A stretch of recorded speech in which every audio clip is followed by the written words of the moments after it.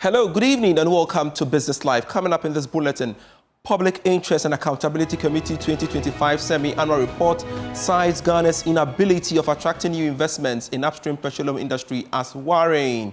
We shall be discussing why that is so. Also in this bulletin, campaigners against Galamsey urge oil marketing companies to stop supplying petroleum products to illegal miners. Why?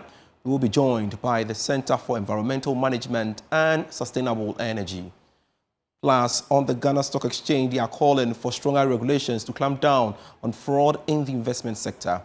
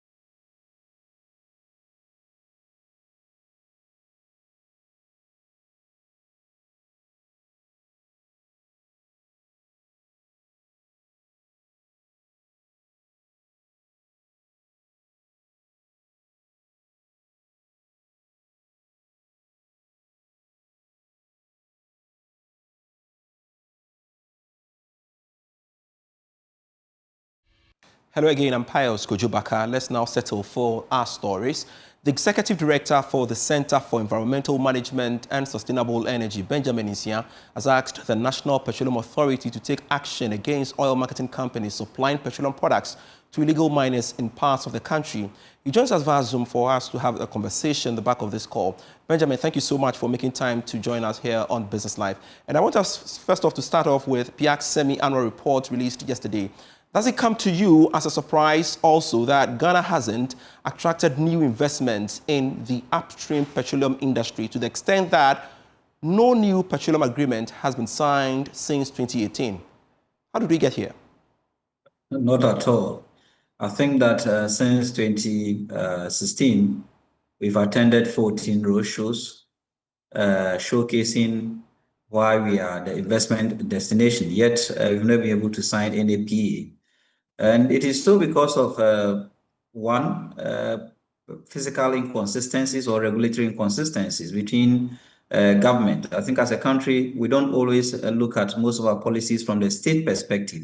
We look at it from the government perspective. So when governments change, they change with their policies, and new governments come in, or new government comes in with its own policy. And this deters a lot of investment. At the time that we are faced with climate change, at the time that we are faced with other competitors within our region or outside our region. So if investors realize, or IOCs realize, that there are other countries offering them macro stability, offering them consistency with respect to regulation, they'll move to those areas than coming to Ghana. That is why I think we've not signed any contract in recent times. And PIAC in their report again cautioned that the decision by government to direct more oil revenues into the Big Push infrastructure project is negatively affecting budgetary allocations to oil and gas agencies like GNPC and PIAC themselves, for example. Your thoughts? Yeah, I think that even the Big Push itself, they don't even get the revenue it needs to be able to complete most of the projects earmarked. If you look at the report carefully, it states that for the whole year, government will need about $840 million. As we speak, in the first half, we are realizing only about $150 million. And the government projection for the whole Big Push is around $2 billion annual. I don't think the mineral royalty can fund the excess or the deficit of about $1.6 billion for the whole year. So even the Big Push will face a challenge. And I think that is why we are saying that government needs to cut down the number of projects in the Big Push, or maybe find alternative source of funding so that we can complete these projects as planned, because project delays and project not being completed also cost us as a state, and there's a lot of wastage of resources in that regard. Now, with respect to the other sector where there's been some drawbacks with respect to revenues inflows to them, especially GNPC's revenue has been halved. It is also going to affect GNPC's ability to operate within its mandate well. And I think that we need to really look at the space, because our oil sector, especially the upstream, is collapsing. And if appropriate measures or interventions are not applied within the shortest possible time, we may not even have upstream again. An upstream that was doing about 71 million barrels in 2019 is now doing 48 in 2024, and even in the first half of 2025 is doing about 18.5 million barrels. What it means is that maybe by the close of 2025, if maybe for no upward adjustment in number of liftings for the second half of 2025, means that we are likely going to do about 30 or so, or 37 or so million barrels a year. And that's about a 10% shortfall compared to 2024. So it threatens our ability to mobilize revenue for various projects that will be earmarked for either for GMPC, either for GIF, or either for some of the petroleum fund revenue, that's stabilization fund and heritage fund. So it is a cause for worry, and I think that we need to set up as a country by maybe building a stakeholder team, a technical team, to look at why we are not attracting the necessary investment, and why we think that GMPC should be funded to operate efficiently and get us more of the output we need for upward adjustment of the outputs we've been seeing over the years. And Benjamin, we've got to change that narrative. What would you prefer by way of solutions urgently we need to take a look at in order to, maintain or sustain the trajectory we are recording in the upstream sector, so to speak? As I said earlier, one of the reasons why we are not attracting investment in the last 6 or so years is because of political inconsistency with respect to fiscal decisions being made by various governments. So as a country, we need a plan, and the plan must have a consistent, a consensus inclusive fiscal policy that spans various governments. If you do have that, and even able to sell it across the world, I think that IOCs and other investment will know that yes, there's a stability with respect to physical space of this particular country, and may attract the investment. The second part also has to do with our macroeconomic stability. I think that for some time now, we are doing well. And if the macroeconomic stability continues to improve, maybe you may attract other investment into the space. The last part is also the source of maybe showcasing what we have on the investor front. I think that the focus has always been on the international space, various conferences we attend to showcase our investment opportunities in the upstream. Why not mobilize local resources? I think that if government begins to look at internally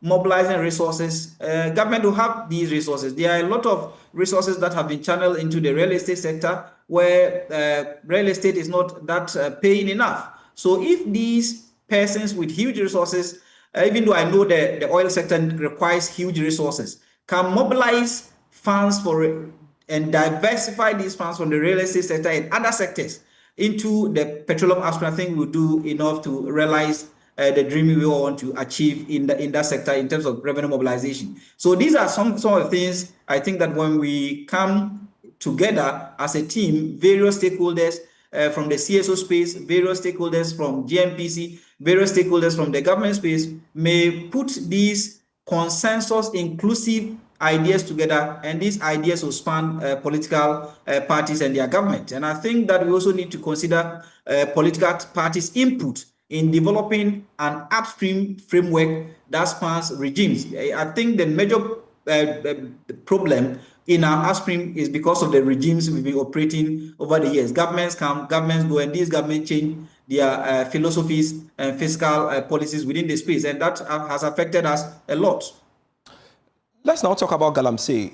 You are calling on OMCs not to supply their products to illegal miners. Why this call, and how did you know some OMCs supply products to illegal miners?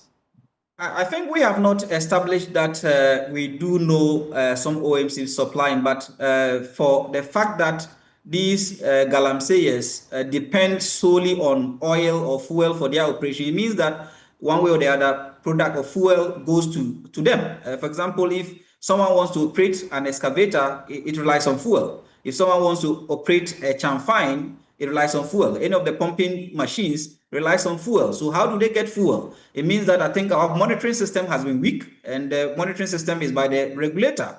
And also, the regulator has not been able to enforce some of his laws in ensuring that fuel is not sold in large drums at the retail sector. Because if you look at our petroleum downstream carefully, we are expected to have bulk consumers, and these bulk consumers are registered by MPA and allowed by OMCs to sell to them. But if you go to some of these mining communities, we do have bulk consumers who procure these products in large drums, procure these products in certain gallons, and then distribute them to certain areas. There are even evidence of BRVs being redirected to some of these mining communities to serve them. I think that MPA must be very effective in monitoring this space, because if we are able to cut the supply of petroleum products to these mining communities, it is halfway solving the illegal mining issue. Because without petroleum products, I don't think any of them will be able to operate any of the machines that they operate in these areas.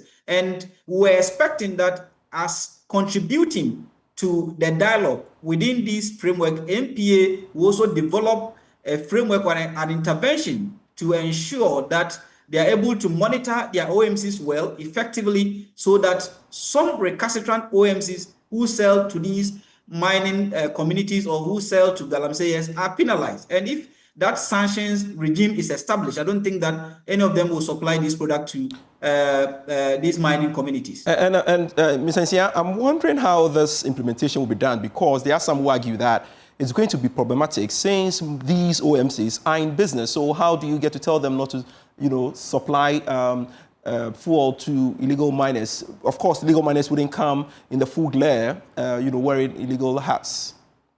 Yes, I think that someone raised that particular argument. That's why I started by saying that bulk consumers are established by MPA, and illegal miners, based on the work they do, they become bulk consumers. So if bulk consumers, you are not expected to procure these products at the retail outlet or at the filling stations. So if MPA realizes that there's a filling station in certain communities and their output or their sales have increased. For example, when I was looking at a report published by COMAC, I realized that there were some OMCs who were doing averagely 54,000 liters a day per their filling stations, or per the number of filling stations they have. They are doing 54,000 per filling station. No OMC in Ghana can do 54,000 per filling station. The highest they can do is around 5,000 liters per day at a filling station. So if there's an observation that some OMCs are doing 54,000 liters of products a day at a particular filling station, that means that these products have been diverted either to galamsey site, or they've been diverted to what we call a third-party business in the petroleum downstream, and we must penalize them. I think those OMCs have been established, and if we do know them, because per the report we've seen about 3 or 4 names that are in that particular report. I think MPA